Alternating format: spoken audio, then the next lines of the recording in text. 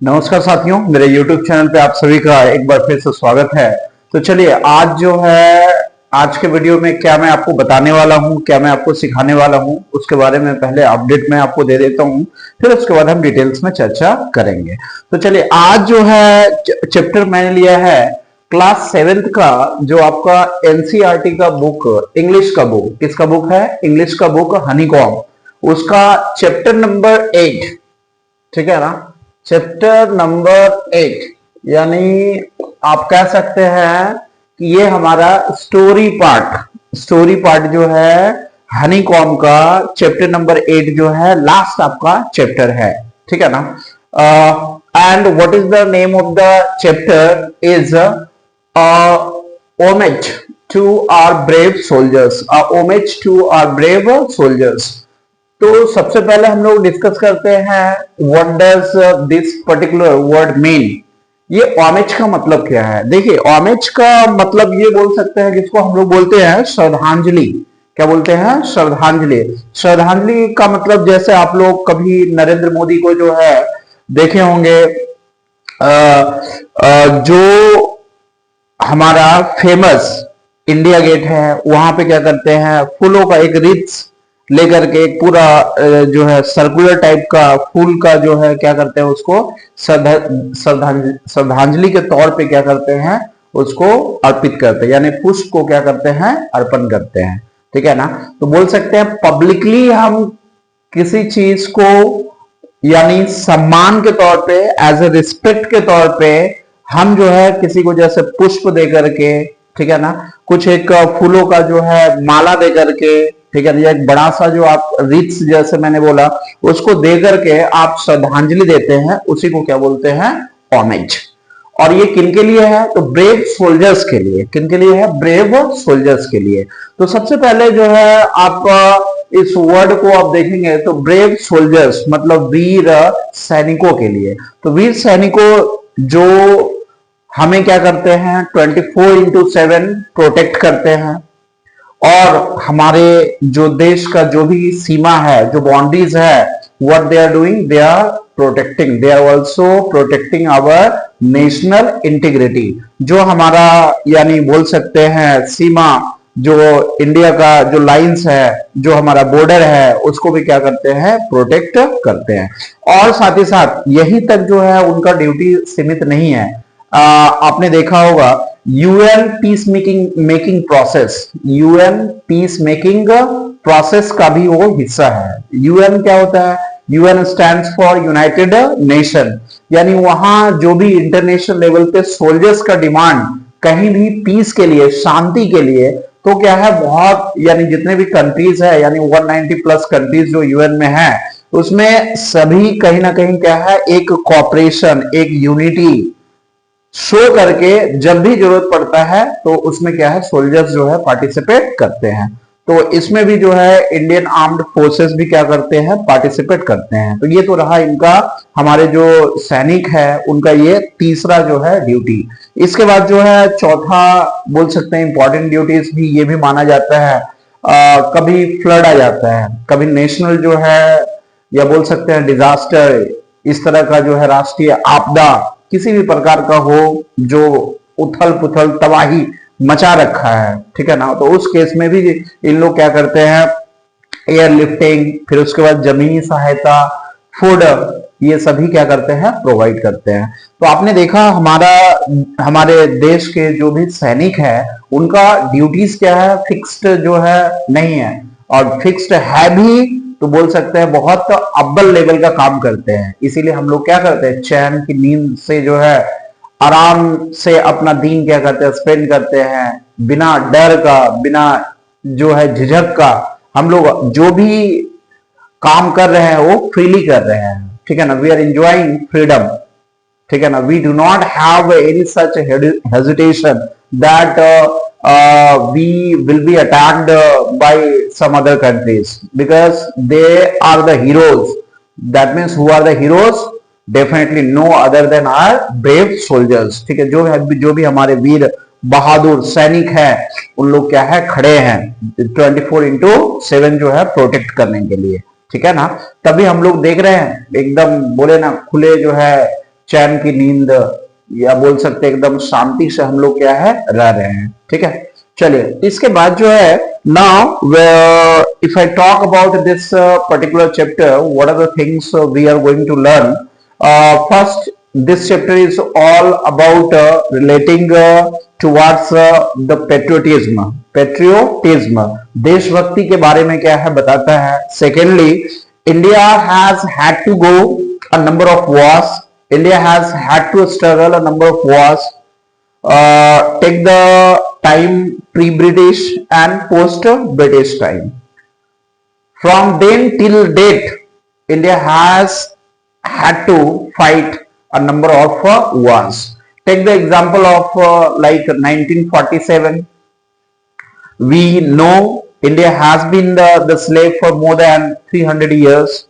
After that, you may see India has had to fight with our neighboring countries like China, 1962 war, and at the same time, that means after 2 or 3 years, 1965 war, again India with the Pakistan.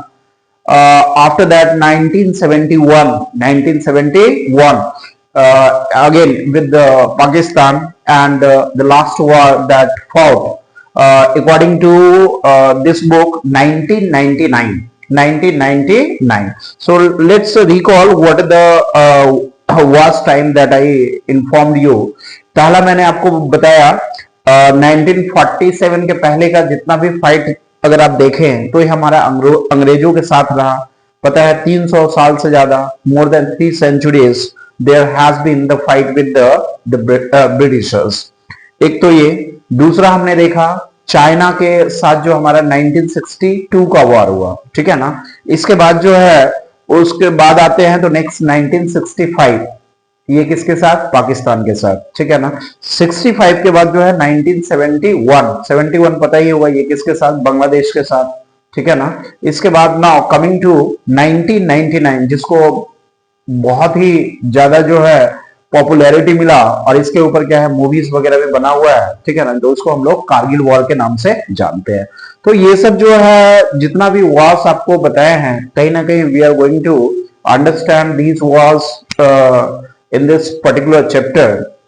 Secondly, अभी तक जो भी हमने देशभक्ति के बारे में देखा, जो हमारे पास्ट जितने भी गवर्नमेंट आए, उसमें ऐसा कोई गवर्नमेंट नहीं आए जो कि सोल्जर्स को रिस्पेक्ट उस लेवल का दे ताकि उनके जो फैमिली है उनको क्या है बहुत ही प्राउड फील हो कि एटलीस्ट मेरे जो भी फैमिली देश के लिए कुर्बान हुए हैं, देश के लिए अपना बलिदान दिए हैं, कोई सरकार तो है जो क्या है उसको भी याद कर रहा है, उन्हें भी क्या कर रहा है टाइम टू टाइम एक रिस्पेक्ट दे रहा है।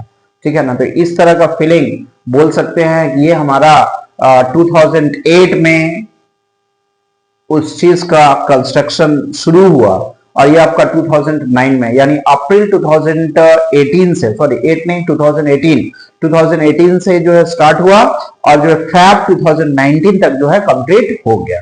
And that particular thing is known as national war memorial, और ये कोई नहीं हमारे प्राइम मिनिस्टर श्री नरेंद्र मोदी जी के द्वारा ही जो है इस कंस्ट्रक्शन का काम किया गया, इसका उद्घाटन किया गया। ठीक है ना, so now these all are the parts of this particular chapter and also I tell you that there are 2 characters. How many characters? 2 characters are there in this chapter. The first one is Soumya. The first one is Soumya and the second one is Ananda. Both are friends. And they are exchanging the information with the help of letters. That means they are sharing ideas, they are talking about the soldiers, they are talking about the wars that I informed you, and they are also talking about the respect that has been given by our government. So these all things are shared between the 2 friends, Soumya and Ananda. So first the letter is being written by Soumya to Ananda, by Soumya to Ananda. यानी मैं ये कहना चाह रहा हूं कि इस particular chapter में जो भी हमें इंफॉर्मेशन यानी सोल्जर्स के बारे में, उनके कामकाज के बारे में, साथ ही साथ जो है जो भी यानी वार्स जो अभी तक इंडिया को ब्रिटिश टाइम के पहले और ब्रिटिश टाइम के बाद जो भी लड़ा गया है भारत के द्वारा, ये सब जानकारी जो हमें लेटर्स के माध्यम से मिलता है। सेकेंडली, जैसा मैंने आपको बताया, सोल्जर्स को रिस्पेक्ट देने के लिए क्या है, कुछ मेमोरियल्स जो है बनाया गया है, ठीक है ना, जिसका मैंने नाम आपको बताया, नेशनल वॉर मेमोरियल। तो चलिए अब इसके बाद जो है हम देखेंगे डिटेल्स में। तो देखिए कुछ इंपॉर्टेंट जो आपका हार्डवर्ड्स है मैंने यहाँ बोर्ड पे जो है मेंशन कर रखा है। तो टाइम टू टाइम जहां भी कहीं ये हमें बुक में मिलेगा उसी टाइम हम लोग क्या करेंगे, इसको क्लियर करते चलेंगे, ठीक है। तो आई होप आप लोग जो है बुक लेकर के रेडी होंगे एज यूजुअल, ठीक है। चलिए, two friends share their feelings about brave soldiers, यानी दो दोस्त जो वीर सैनिक, बहादुर सैनिकों के बारे में क्या करते हैं, अपने फीलिंग्स यानी भावनाओं को शेयर करते हैं, ठीक है। One of them shares her experience of visiting the national war memorial that has left a deep impact on her.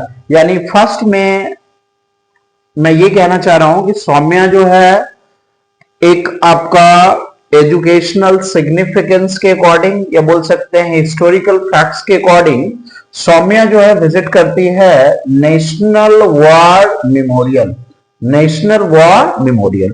तो जो भी इसके ऊपर जो है डीप इंपैक्ट, गहरा प्रभाव जो इसके ऊपर पड़ा है, वही सारा जो है लेटर के माध्यम से आनंदा को ये शेयर करती है।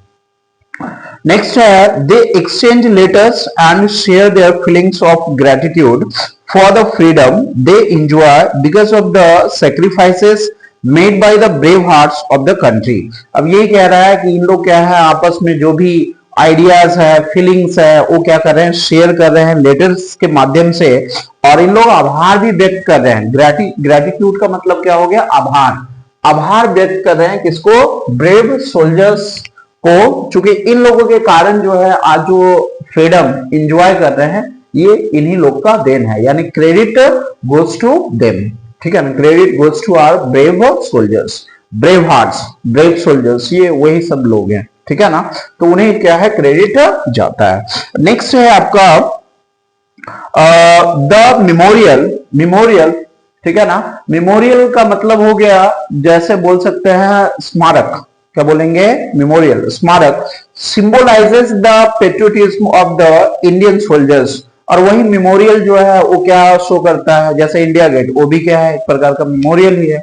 नेशनल वॉर मेमोरियल, ये तो पता है, नाम से ही पता चल रहा है। तो ये भी हमें क्या करता है, एक सिंबल से एक संकेत देता है कि जो भी हमारे ब्रेव सोल्जर्स है उनका कहीं ना कहीं क्या है, इस कंस्ट्रक्शन से, इस मॉन्यूमेंट से कहीं ना कहीं क्या है, एक लगाव है, कहीं ना कहीं उनके बारे में क्या है, डिटेल्स मेंशन है, हमें क्या है, याद करना चाहिए, हमें क्या है, उन्हें कभी भूलना नहीं चाहिए। इसीलिए हम लोग टाइम टू टाइम क्या करते हैं, उन्हें रिस्पेक्ट देते हैं। हमें व्हाट वी डू, वी पे homage to them, ठीक है, हम लोग क्या करते हैं, श्रद्धांजलि देते हैं। विच इज दिस मेमोरियल, अब ये कौन सा मेमोरियल है, let's understand. Homage to our brave soldiers, Soumya के हाउस नंबर जो भी है जयनगर बेंगलुरु, ठीक है ना। तो ये एड्रेस किसका है, सौम्या का, ठीक है ना। इसके बाद नेक्स्ट है डेट 14 अप्रैल 2022, 14 अप्रैल 2022, ठीक है ना। ये डेट पता है, लेटर का जो फॉर्मेट है होता है वही, सबसे पहले क्या करते हैं, एड्रेस पुट करते हैं, एड्रेस के बाद डेट, डेट के बाद क्या है, ग्रीटिंग, सैल्यूटेशन। तो ये डियर आनंदा, डियर आनंदा, तो सबसे पहले जो है सौम्या लेटर लिख रही है किसको, आनंदा को। Hope you are all doing well, आशा करती हूं कि आप सभी क्या है, अच्छे होंगे। Do you remember our last conversation about war and peace, ठीक है ना। क्या आनंदा तुम्हें याद है जो हमारा लास्ट कॉन्वर्सेशन है, जो हमारा बातचीत था वो किसके ऊपर बेस्ड था, तो बेस्ड था हमारा जो है शांति किसके ऊपर? शांति और युद्ध के बारे में हमारा लास्ट कॉन्वर्सेशन था। We talked about how India had to struggle for its independence from the British for many centuries. याद होगा लास्ट टाइम जो है, जो भी हमने बात किया था, ठीक है ना, तो था हमारा इंडिया क्या है, मतलब इंडिपेंडेंस के लिए यानी अपनी आजादी के लिए क्या है, ब्रिटिश से जो है लड़ाई लड़ा था। ये मेनी सेंचुरीज मतलब बोल सकते हैं कई जो है शताब्दियों तक जो है लड़ाई लड़ा गया है, ठीक है ना। आप लोग दोस्तों पता होगा, हिस्ट्री आप लोग पढ़े होंगे, ठीक है ना। तो 1600 का चार्टर ले लो ब्रिटिश का, तो उसके बाद से जो है आप देखें 16 यानी 1947 में हमें आजादी मिला, तो बोल सकते हैं कितना 300 350 साल के आसपास जो हमारे ऊपर क्या किया, शासन किया, ठीक है ना। Post independence our country has had to fight several wars to protect its borders. अब ये कह रहा है कि पोस्ट ये तो रहा प्री ब्रिटिश टाइम का जो अंग्रेजों के साथ रहा, और पोस्ट ब्रिटिश तो पोस्ट जो है इंडिपेंडेंस अगर बात करें तो आजादी के बाद का टाइम, तो इंडिया को क्या है अपने जो है बोल सकते हैं कि नेशनल बाउंड्रीज को प्रोटेक्ट करने के लिए भी जो है बहुत सारी लड़ाइयां क्या है लड़ना पड़ा। टेरिटोरियल इंटीग्रिटी सेवरल का मैंने लिखा हुआ मीनिंग क्या है, अनेक हो गया। अब है नेशनल इंटीग्रिटी। नेशनल इंटीग्रिटी का मतलब हो गया राष्ट्र की सीमाओं की रक्षा, यानी जो भी हमारा इसको बोल सकते हैं सेफ गार्डिंग नेशनल बाउंड्रीज, ठीक है ना। यानी जो राष्ट्र का जो लाइंस है, जो बॉर्डर एरियाज है, उसको क्या करना है, प्रोटेक्ट करना है। That is known as territorial integrity. Next one, this made me wonder who were these brave Indian people? They fought to protect our country and sacrificed their lives so that we could lead our lives in peace, ठीक है ना। तो ये कह रहा है कि ये मुझे क्या है आश्चर्यचकित किया। Who were these brave Indian people? यानी ये कौन जो है इंडिया के बहादुर जो है लोग थे, जो दे fought to protect our country, जिन्होंने क्या है हमारे देश का रक्षा करने के लिए क्या है लड़े हैं, and sacrifice, और उन्होंने क्या है अपना जान, अपना बलिदान, ठीक है ना, या बोल सकते हैं अपना जीवन क्या है त्याग दिए, their lives, so that we could live our lives in peace, ताकि हम लोग क्या है शांति से रह सके, ठीक है ना। what were their names? उन लोगों का नाम क्या था? Where did they come from? वे लोग कहां से आते थे? Does anyone remember anything about them? क्या कोई है जो उन्हें याद करता है? क्या कोई है जो उन्हें क्या है याद करता है? ये सब चीज जो है। Now these types of questions were coming into the mind of Soumya, right? Now coming to the next para, last week I got the answers to some of my questions during an educational trip to New Delhi organized by our school, ठीक है ना।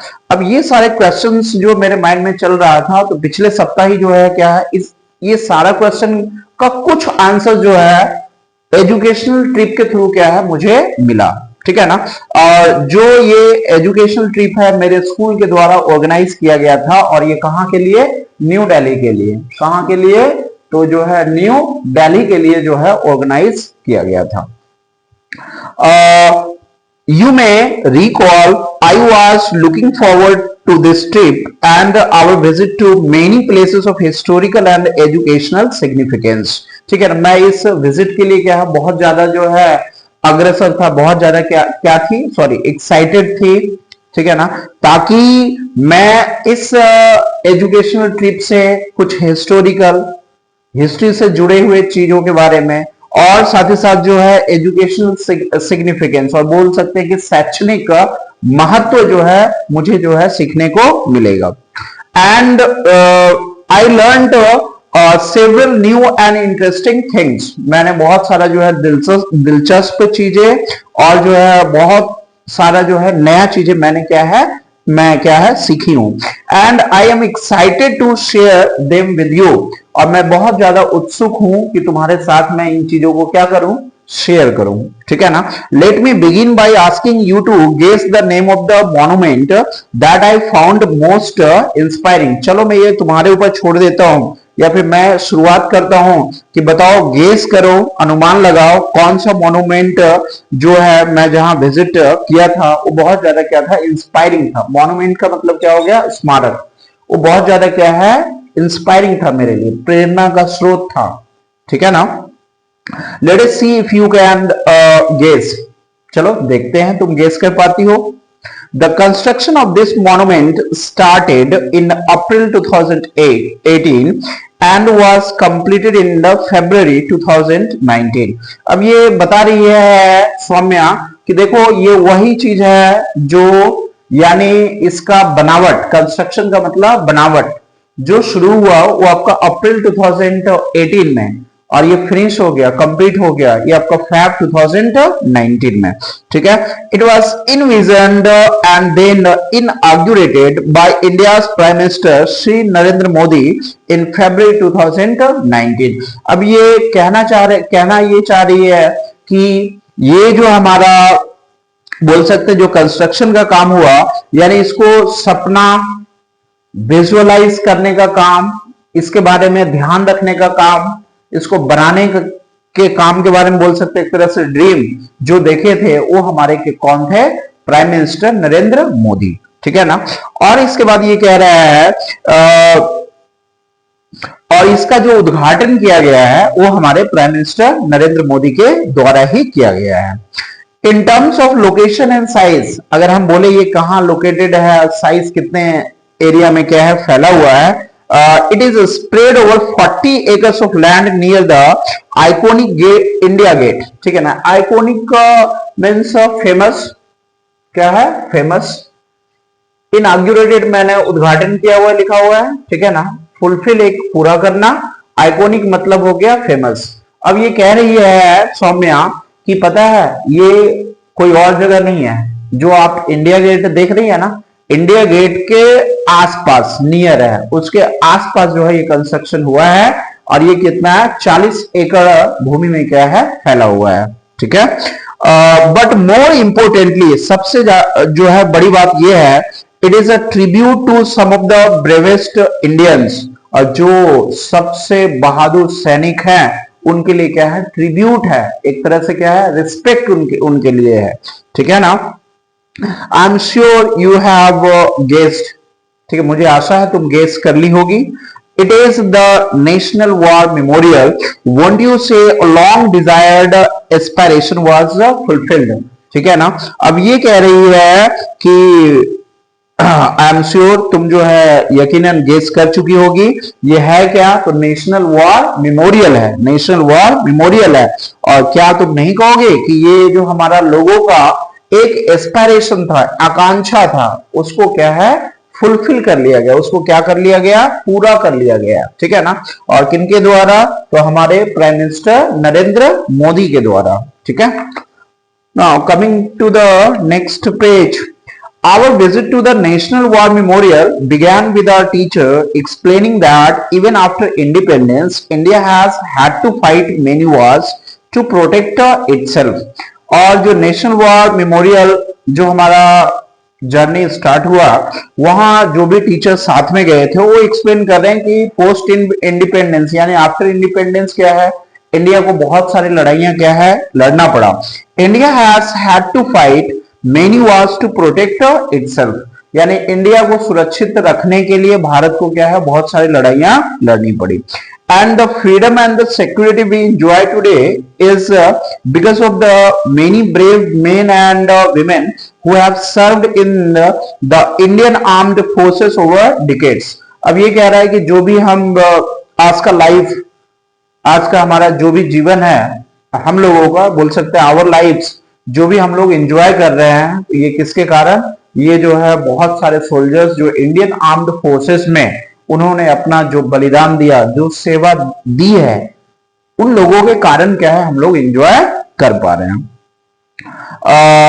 Sadly, she said, war always takes its toll, and therefore, many brave soldiers have had to sacrifice their lives for the country.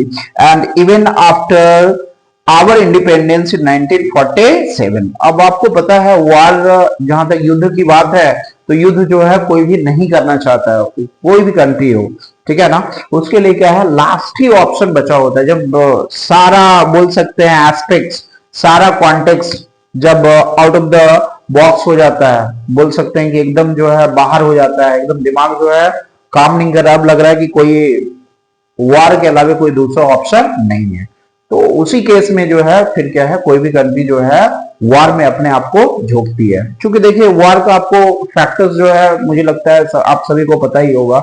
सबसे पहले अगर लड़ाई होगा तो क्या होगा, सबसे पहले लड़ाई होगा तो क्या होगा, जो हमारे सोल्जर्स है वो मारे जाएंगे, प्लस क्या है आपका जो भी जो है डिफेंस इक्विपमेंट्स होगा उसका लॉसेस होगा, जरूरत पड़ा तो आपको दूसरे कंट्री से क्या है खरीदना पड़ेगा, ठीक है ना। तो ये बहुत सारे क्या है कॉस्ट फैक्टर है, और ये इन्वायरमेंट पे क्या है प्रॉब्लम, यानी जो शांति का जो माहौल है उस पे कहीं ना कहीं क्या है दिक्कत होता है, ठीक है ना। इसके अलावे जो है बात करते हैं तो फिर इकोनॉमी जो है चरमरा जाता है, ठीक है ना।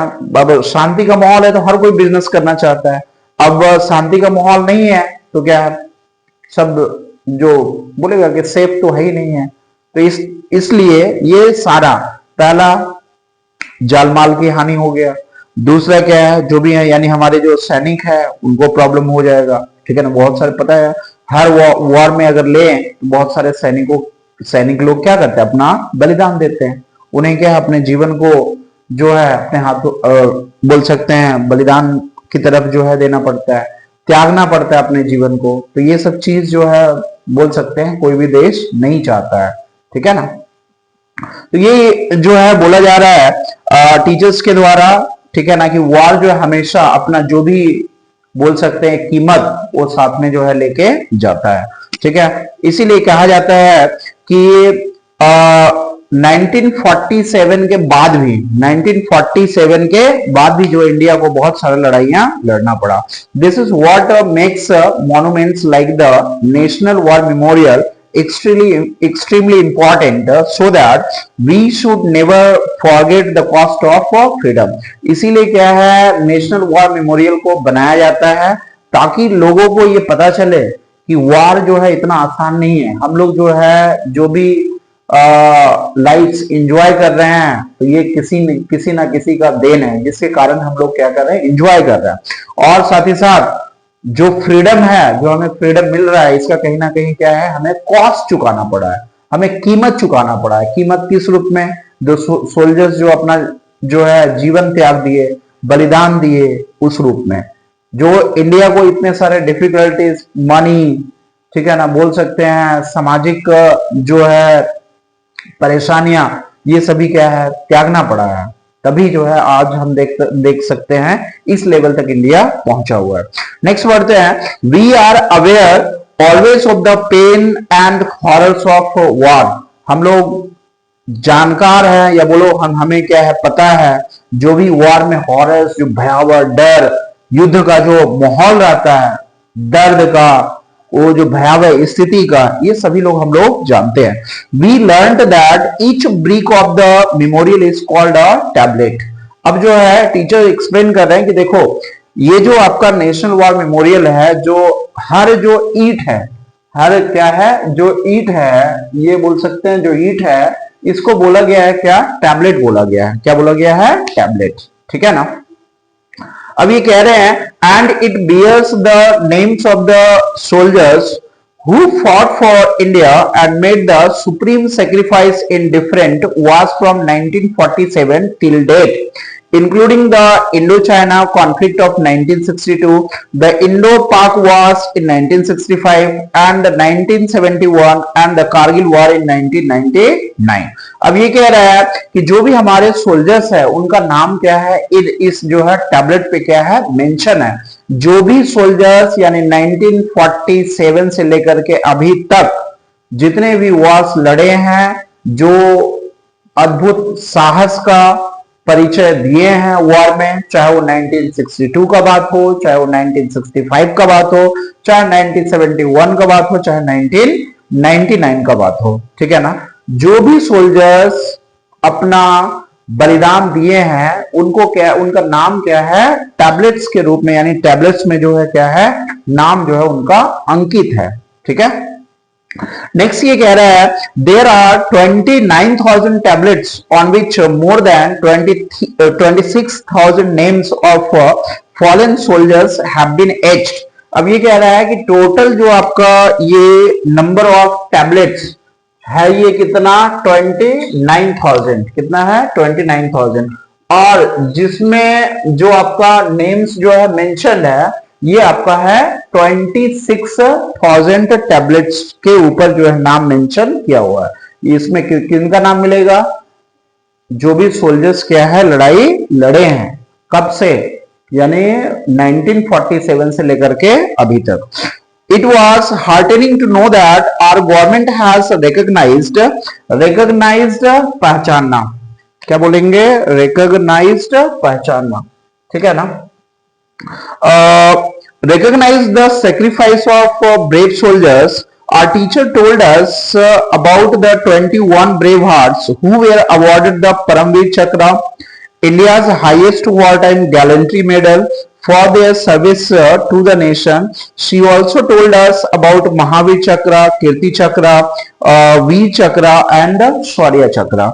अब देखिए ये कह रहा है कि मुझे क्या है, एक तरह से मेरे दिल को छू जाता है कि गवर्नमेंट किसी ना किसी तरह क्या किया है, मतलब एक पहचान जो हमारे सोल्जरों को के लिए क्या है दिया है, किस रूप में, टैबलेट्स के रूप में, किस रूप में, टैबलेट्स के रूप में। और साथ ही साथ हम टाइम टू टाइम उन्हें याद करते हैं पब्लिकली, या कोई इवेंट्स ऑर्गेनाइज करके, या फिर मूवी बना करके, या बोल सकते हैं एक पर्टिकुलर कोई जो है इवेंट्स जो है ऑर्गेनाइज करके। तो ये वही है, किसी ना किसी फॉर्म में हम क्या कर रहे हैं, उनको पब्लिकली जो है एक होमेज दे रहे हैं, ठीक है।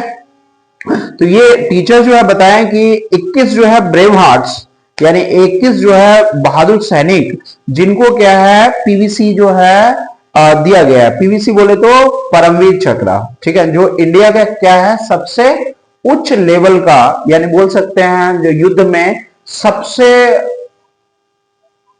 साहस का जो जिन्होंने काम किया है लड़ाई में, उनको जो सबसे उच्च लेवल का जो मेडल दिया जाता है वही आपका है परमवीर चक्र।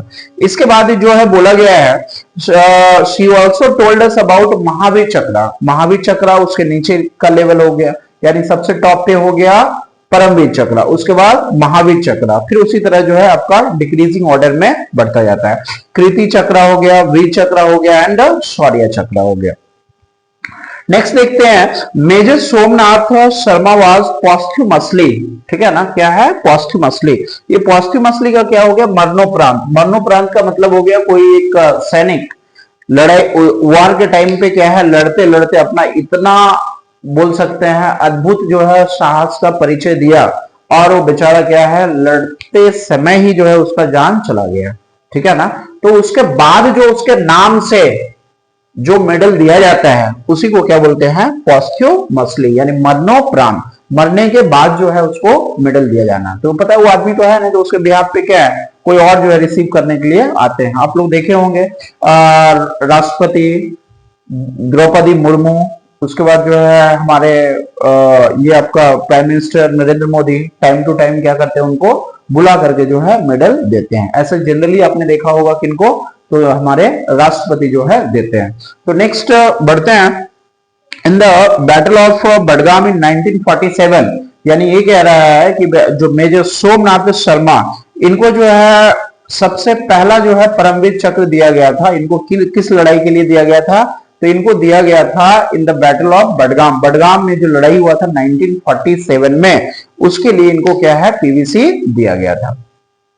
Later, some more PVCs were awarded for exceptional gallantry during the India-China conflict of 1962 and the India-Pakistan war of 1965. Besides, a PVC was also awarded for service during the UN peacemaking operations in the Congo. तो ये कह रहा है कि जो PVCs जो है सिर्फ ये आपका यानी बैटल ऑफ बडगाम के बाद भी 1962 चाइना के साथ जो लड़ाई हुआ, फिर उसके बाद 1965 पाकिस्तान के साथ, इसके बाद 1971 बांग्लादेश के साथ, इसके बाद 1999 जो आपका वंस अगेन पाकिस्तान के साथ।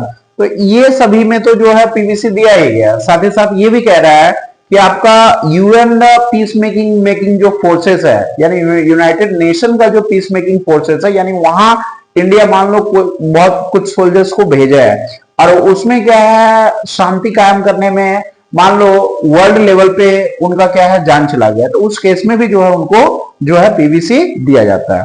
नेक्स्ट ये कह रहा है in the 1971 war some of the heroes who were awarded the PVC posthumously. अब ये कह रहा है 1971 का लड़ाई में देखते हैं तो कुछ जो हीरोज को, यानी कुछ जो हमारे ब्रेव सोल्जर्स को पोस्टमसली क्या है यानी मरणोपरांत जो उन्हें अवार्ड दिया गया।